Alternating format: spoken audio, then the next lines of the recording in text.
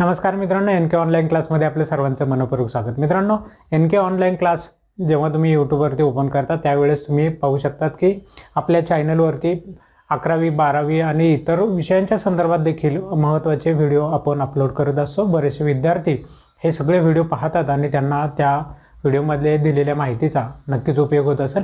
इयत्ता 12वी बोर्डासाठी महत्त्वाचे प्रश्न विद्यार्थ्यांना देण्याचा प्रयत्न करत आहोत आणि त्या संदर्भातले काही व्हिडिओ आपण यापूर्वी अपलोड केलेले आहेत। तुम्ही जर हे व्हिडिओ पाहिले नसेल तर चॅनलवरती गेल्यावरती तुम्ही या ठिकाणी पाहू शकता। सर्व प्रकारचे आपण व्हिडिओ अपलोड करायला सुरुवात केलेली आहेत आणि व्हिडिओमध्ये नंबर देखील तुम्हाला या ठिकाणी पाहायला मिळतील। पहिला, दुसरा, तिसरा, चौथा, पाचवा अशा पद्धतीने प्रकरणांनुसार आपण हे व्हिडिओ तयार केलेले आहेत। हे व्हिडिओ तुम्ही पहा जेणेकरून तुम्हाला प्रत्येक प्रकरणातल्या कोणत्या प्रश्नांचा अभ्यास करायचा आहे याची माहिती होईल। मित्रांनो, इयत्ता 12वी बोर्ड परीक्षेच्या महत्त्वाच्या प्रश्नांचे आपण अभ्यास करत आहोत। आज आपण अभ्यासाला घेतलेला आहे प्रकरण क्रमांक 6 निर्देशांक। निर्देशांकाच्या संदर्भातील कोणते महत्त्वाचे प्रश्न आहे, कोणत्या प्रश्नांचा अभ्यास करायचा, किती प्रश्न आहेत, कशा पद्धतीने त्यांची उत्तरे लिहायची, हे सगळे महत्त्वाच्या गोष्टी आपण आजच्या व्हिडिओमध्ये पाहणार आहोत। मित्रांनो, निर्देशांकाचं प्रकरण तसं पाहिलं तर समजून घ्यायला थोडंसं अवघड प्रकरण आहे। विद्यार्थ्यांना लवकर लक्षात येत नाही, समजून घेण्याच्या संदर्भात प्रॉब्लेम येतात। परंतु या सगळ्यावरती मात करून आपण काही महत्त्वाचे प्रश्न त्याच्यातले सिलेक्टिव्ह निवडलेले आहेत, त्यांचा अभ्यास करून जा। उरलेले तुम्हाला जे गणितांचा भाग त्याच्यामध्ये जो आहे तो येत नसेल तर ते प्रश्न नाही केले तरी चालते। ज्या विद्यार्थ्यांना गणित चांगले सोडवता येतात त्यांनी मात्र त्या गणितांच्या संदर्भातला अभ्यास करून जाणं गरजेचं आहे, कारण पूर्ण मार्क त्या प्रश्नाला उत्तर बरोबर आल्यावरती मिळून जातं। म्हणून गणितांचा अभ्यास महत्त्वाचा ठरतो। ज्या विद्यार्थ्यांना अवघड वाटतात त्या विद्यार्थ्यांनी फक्त ह्या प्रश्नांचा अभ्यास करा। या प्रकरणातले आपण सुरुवात करूयात। पहिला प्रश्नापासून फरक स्पष्ट करा। यामध्ये कोणते महत्त्वाचे फरक आहे, कोणत्या कन्सेप्ट आपल्या क्लिअर असल्या पाहिजे। पहिला आहे साधा निर्देशांक आणि भारान्वित निर्देशांक। निर्देशांकांच्या ह्या दोन प्रकारांवरती फरक विचारला जाऊ शकतो। फरक स्पष्ट करताना कोणते मुद्दे लिहायचे, प्रथम आपण लिहिणार आहोत अर्थ आणि व्याख्याकरण, त्याच्यासाठी 1 मार्क असतो। त्यानंतर कोणतेही 2 मुद्दे लिहायचे। कोणते 2 मुद्दे लिहाल, एक स्वरूप लिहूयात, दोघांचंही स्वरूप कसं आहे जे आपण सांगू शकतो आणि दोघांचे प्रकार आहेत तर ते प्रकार सांगून ह्या ठिकाणी आपला फरक स्पष्ट होईल, त्यासाठी 1 मार्क मिळाले की ह्या ठिकाणी आपला हा महत्त्वाचा प्रश्न क्लिअर होऊन जाईल। यानंतर पाहूयात महत्त्वाचा दुसरा प्रश्न। दुसरा फरक कोणता आपल्याला ह्या प्रकरणात करायचा आहे, तर दुसरा प्रश्न आहे किंमत निर्देशांक आणि संख्यात्मक निर्देशांक। ह्या प्रश्नांचा आपल्याला अभ्यास करायचा आहे।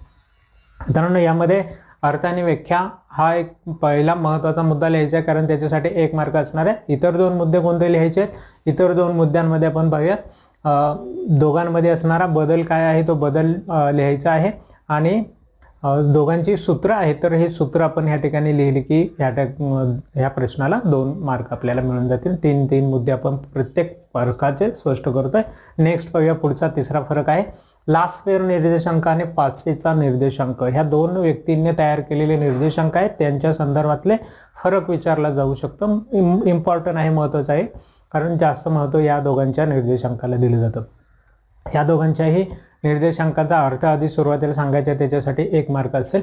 इतर 2 मुद्दे कोणते लिहाल, दोघांमध्ये असलेला बदल काय आहे, दोघांमध्ये काय फरक आहे, तो बदलांचा फरक आपण या ठिकाणी लिहिणार आहे आणि दोघांच्याही निर्देशांकांना साठी एक वेगवेगळी सूत्र दोघांनी सांगितलेली होती, ते दोन्ही सूत्र या ठिकाणी लिहायचे, म्हणजे तुम्हाला 1 मार्क यासाठी मिळेल। असा टोटल 2 मार्काचा प्रश्न होऊन जाईल।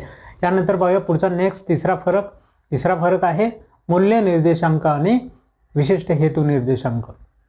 हे सगळे निर्देशांकाचे प्रकारच आपण या ठिकाणी पाहून जाणार आहोत, हे सगळे फरक करून जाणार आहोत, त्यामुळे याच्यावरती प्रश्न विचारला तरी तुम्ही सांगू शकाल।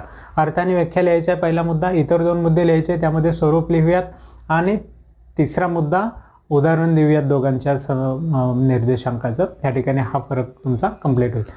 त्यानंतर नेक्स्ट पुढचा प्रश्न आहे थोडक्यात उत्तरे द्यायचा प्रश्न। 4 मार्कासाठी यामध्ये प्रश्न विचारले जातात, तर 4 मार्काचे प्रश्न कोणते करायचे आणि त्यांचे उत्तर कसे लिहायचे हे पाहून घेऊयात। पहिला त्यामध्ये प्रश्न आहे निर्देशांकाची वैशिष्ट्ये स्पष्ट करा। हा तुम्हाला पाठ करून उत्तरे लिहिता येण्यासारखा प्रश्न आहे, याच्यात गणित वगैरे काही नाही, फक्त हा प्रश्न तुम्ही व्यवस्थित पाठ करून जायचा आहे, वैशिष्ट्ये पाठ करायचे।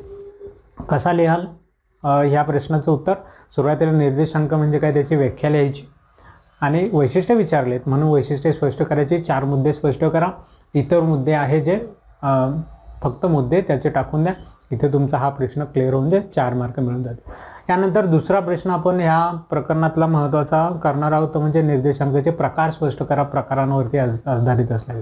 प्रकार विचारलेले असतील तर फक्त प्रकार सांगायचे नाहीत, तर सुरुवातीला निर्देशांकाची व्याख्या लिहायची आणि नंतर आपण प्रकार स्पष्ट करणार आहोत. प्रत्येक प्रकारामध्ये प्रत्येक प्रकाराची व्याख्या आणि उदाहरण इतर जो एक मुद्दा आहे त्याचा तो मुद्दा स्पष्ट करायचा.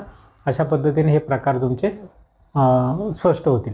यानंतर बघा नेक्स्ट तिसरा प्रश्न आहे निर्देशांकाच्या मर्यादा स्पष्ट करा. हा देखील महत्त्वाचा प्रश्न आहे. यामधले काही मुद्दे जर 25% सिलेबसमधून कमी करण्यात आले असेल तर तेवढेच प्रश्न तुमचे कमी होऊन जातील. फक्त ते पाहून घ्या. इंटरनलसाठी ते महत्त्वाचे असल्याने मी ह्या ठिकाणी ते विचारात घेतलेले आहेत. बोर्डाला जाताना करू नका, इंटरनल परीक्षेसाठी यांचा अभ्यास करा. ओके. व्याख्या सुरुवातीला निर्देशांकाची लिहायची आणि मग कोणत्या मर्यादा दिले त्या मर्यादांचे 4 मुद्दे स्पष्ट करायचे, इतर मुद्दे फक्त लिहून टाकायचे, 4 मार्क मिळून जातील. त्यानंतर आहे नेक्स्ट पुढचा प्रश्न आहे चौथा प्रश्न निर्देशांकाचे महत्त्व स्पष्ट करा. 100% हा प्रश्न 25% मधून कमी करण्यात आला असेल तर याचा अभ्यास तुम्ही नाही केला तरी चालेल, परंतु महत्त्वावरती इतर ठिकाणी जर 20 मार्काची इंटरनल परीक्षा होणार आहे तिथे प्रश्न आला तर त्याच्यासाठी आपण करतोय व्याख्या आणि मग महत्त्वाचे कोणतेही 4 मुद्दे या ठिकाणी हा प्रश्न देखील क्लिअर होऊन जाईल. अशा प्रकारे हे होते थोडक्यात उत्तरेच्या संदर्भातले 4 मार्काच्या प्रश्नांमधले कोणते प्रश्न करायचे. आता जाऊयात आपण 8 मार्कासाठी प्रश्न कोणता इम्पॉर्टंट आहे आणि कोणते प्रश्न त्यामध्ये करायचे. 8 मार्काच्या प्रश्नामध्ये सविस्तर उत्तरे द्यामध्ये आपण पहिला प्रश्न या ठिकाणी विचारात घेतले निर्देशांक रचनेच्या पायऱ्या स्पष्ट करा. मित्रांनो एकच प्रश्न घेऊयात कारण इतर जे प्रश्न आहेत ते ह्या प्रकरणामध्ये 100% गणितांवरती विचारले जाणार आहेत, म्हणून जास्त प्रश्न आपण घेत नाही. फक्त या सविस्तर उत्तरामध्ये एकच प्रश्न निर्देशांक रचनेच्या पायऱ्या स्पष्ट करा. आता पायऱ्या आहेत निर्देशांक रचनेच्या, त्यामुळे तुम्हाला कमी लिहून चालणार नाही, संपूर्ण पायऱ्या लिहाव्याच लागतील. निर्देशांकाची आधी व्याख्या लिहायची आणि मग प्रत्येक पायरी स्पष्ट करायची आहे. खूप जास्त स्पष्टीकरण करत असेल त्यामध्ये तर ते शॉर्टमध्ये करून सगळ्या पायऱ्या त्या ठिकाणी घ्यायच्या. कमीत कमी 8 मुद्दे त्यामध्ये येणं अपेक्षित आहे, असणारच आहेत 8 मुद्दे ॲक्च्युली, आणि त्यामुळे त्याचा काही प्रश्न येत नाही. 8 मुद्दे तुम्ही स्पष्ट करा असं मी म्हटलंय, पण सगळ्या पायऱ्या आहेत त्या आदलीमधली एखादी पायरी कट करून दुसरी पायरी घेऊन चालत नाही. स्टेप बाय स्टेप सगळ्या एका नंतर एक पायरी असते ती आपण सिलेक्ट करून निर्देशांक तयार करत असतो, त्यामुळे सगळ्या पायऱ्या येणं अपेक्षित आहे. पाहिजे तर स्पष्टीकरण कमी करा मी म्हटले. अशा पद्धतीने मित्रांनो निर्देशांकाच्या संदर्भामध्ये हे होते इम्पॉर्टंट सगळे क्वेश्चन. या प्रश्नांचा अभ्यास करून गेला तर निर्देशांकावरती देखील तुम्ही चांगल्या पद्धतीने उत्तर लिहू शकाल. ज्या विद्यार्थ्यांनी अभ्यास करण्यासाठी निर्देशांकाचं प्रकरण निवडले त्यांच्यासाठी हे प्रश्न होते.